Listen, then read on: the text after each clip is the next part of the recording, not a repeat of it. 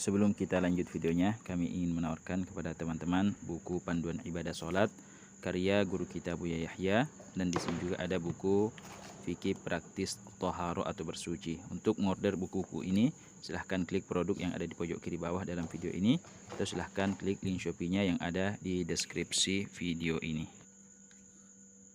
Jadi ketika kita mendirikan sholat, maka ada 5 ucapan yang harus diucapkan agar sholat kita itu dianggap sah.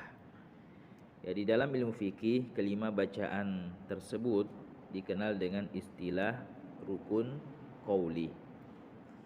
Ya, jadi ketika seseorang mendirikan sholat ya, dan ia tidak mengucapkan kelima ucapan tersebut yang akan kita sebutkan nanti tanpa ada udzur, maka sholatnya dianggap tidak sah. Ya, maka sholatnya dianggap tidak sah.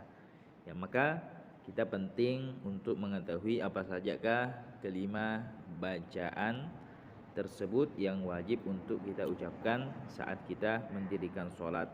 Ya, baik itu sholat fardu 5 waktu ya, ataupun sholat sunnah.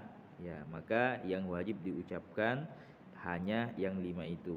Ya, adapun selain yang 5 itu, yaitu mengucapkannya hanyalah merupakan sunnahnya sholat.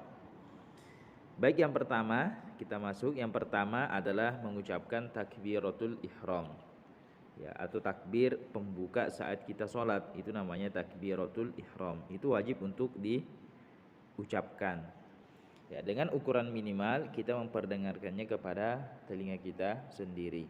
Ya, tidak cukup hanya dengan menggerakkan bibir tanpa mengeluarkan suara atau hanya di dalam hati, yaitu tidak bisa, tidak cukup.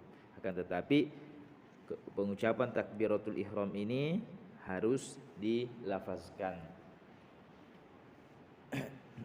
Maknanya selain daripada takbiratul ihram ini, itu masuk kategori takbir sunnah, seperti takbir ketika hendak ruku, takbir ketika hendak sujud, takbir ketika bangkit dari sujud ya, atau yang biasa kita kenal dengan istilah takbir intikal, takbir perpindahan dari satu rukun ke rukun yang lain, itu masuk kategori sunnah ya. Seandainya kita dari berdiri ke ruku tidak mengucapkan takbir, ya itu tidak sampai menyebabkan sholat kita tidak sah ya. Begitupun saat kita dari i'tidal ke sujud kita tidak mengucapkan Allahu Akbar, sholat kita tetap tidak sampai menyebabkan sholat kita tidak sah ya, karena itu masuk kategori takbir yang merupakan sunnahnya sholat.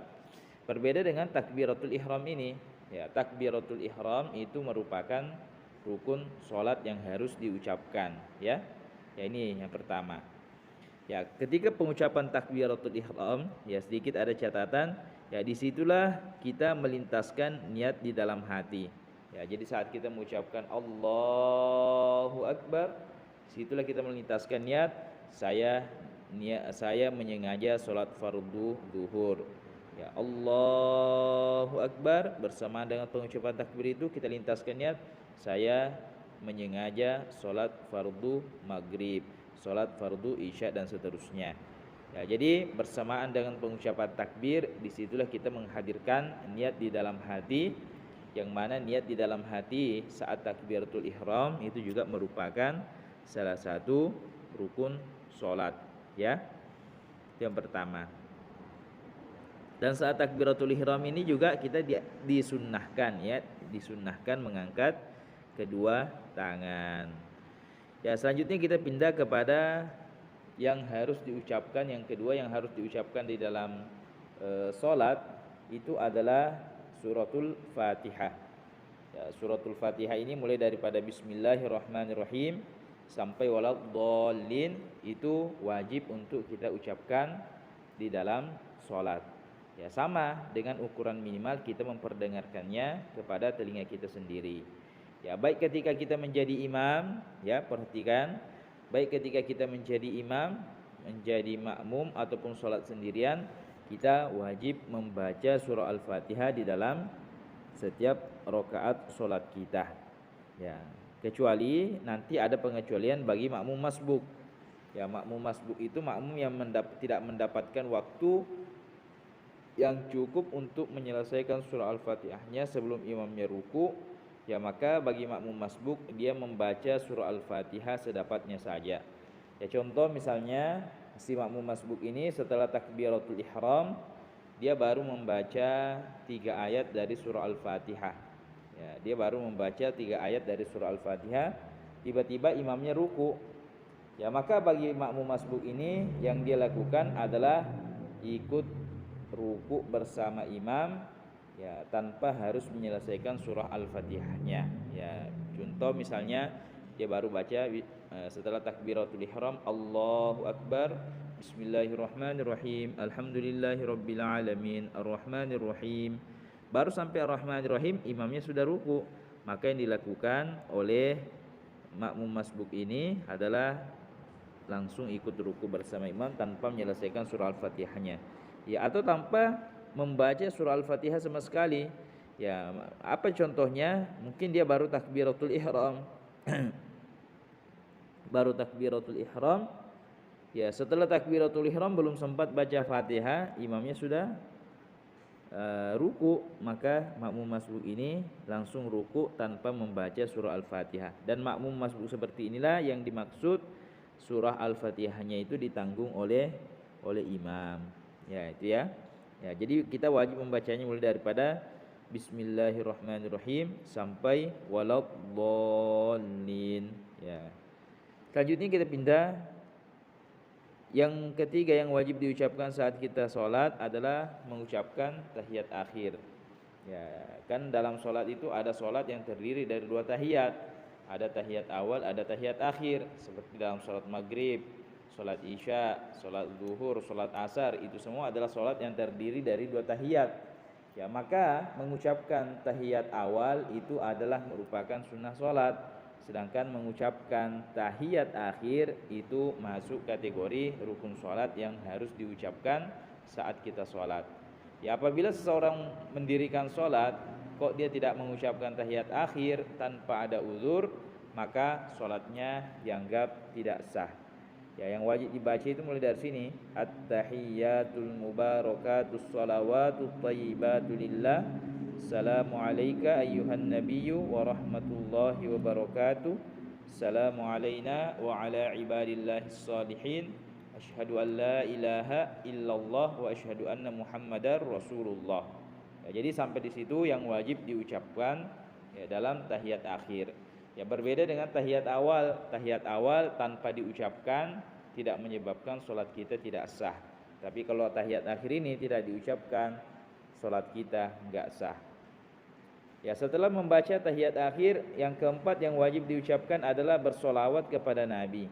Ya, setelah kita membaca asyhadu an la ilaha illallah wa asyhadu anna Muhammadar Rasulullah tadi sampai di situ, lanjut kita mengucapkan solawat atas Nabi. Allahumma sholli ala Muhammad, atau menambahkan sayyidina juga boleh. Allahumma sholli ala sayyidina Muhammad. Adapun lanjutannya yang biasa kita kenal dengan salawat Ibrahimiyah, wa ala ali sayyidina Muhammad kama shallaita ala sayyidina Ibrahim wa ala sayyidina Ibrahim wa barik ala Muhammad, dan seterusnya sampai fil alamin innaka Hamidum Majid, itu hanyalah merupakan sunnah. Ya, itu hanyalah merupakan sunnah. Yang wajib itu hanya Allahumma sholli ala Muhammad atau Allahumma sholli ala sayyidina Muhammad. Ya. Kemudian yang kelima yang wajib diucapkan itu adalah salam yang pertama. Salam yang pertama itu kan di akhir sholat kita salamnya 2 kali ya. Ada salam yang pertama, ada salam yang kedua. Ya, salam yang pertama itu hukumnya wajib diucapkan atau merupakan rukun sholat. Sedangkan salam yang kedua itu sunnah, ya, sunnah. Ya, jadi itulah kelima bacaan yang harus diucapkan saat kita sholat agar sholat kita dianggap sah. Yang pertama takbiratul ihram, yang kedua suratul Fatihah. Ya, ini ya suratul Fatihah. Ya, ini tulisan Latinnya. Yang ketiga bacaan tahiyat akhir harus diucapkan. Yang keempat mengucapkan sholawat setelah tahiyat akhir. Dan yang kelima mengucapkan salam yang pertama. Ya, jadi Ya, untuk teman-teman mungkin ada yang bertanya, bagaimana jika saya belum bisa menghafal yang 5 ini? Maka teman-teman boleh menulisnya di kertas. Ya, kalau belum bisa tulisan Arabnya, bisa tulis tulisan Latinnya. Ini ya, tulisan Latinnya, tahiyat akhir. Ya, ini kalian bisa tulis atau silahkan screenshot bawa ke tukang print, di print. Ya, kemudian nanti setelah di print, ya ditempel di dinding kamarnya, tempatnya sholat. Ya, atau di press seukuran saku. Kalau mau sholat ke masjid nanti dibawa. Pas waktunya baca Fatihah, pas waktunya baca tahiyat akhir, nanti itu dikeluarkan. Ya, dan kita diperkenankan untuk membacanya dalam rangka belajar. Ya, tapi nanti ada juga yang perlu diperhatikan, saat mengambilnya di saku tidak boleh banyak bergerak. Ya, jadi semoga bermanfaat. Ya, semoga teman-teman yang mendengarkan video ini, ya kami harap tidak ada lagi yang meninggalkan sholat hanya dengan alasan tidak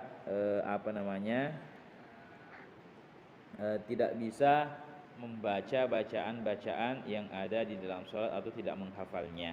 Ya, ini semoga bermanfaat. Bidang kurangnya kami mohon maaf. Assalamualaikum warahmatullahi wabarakatuh.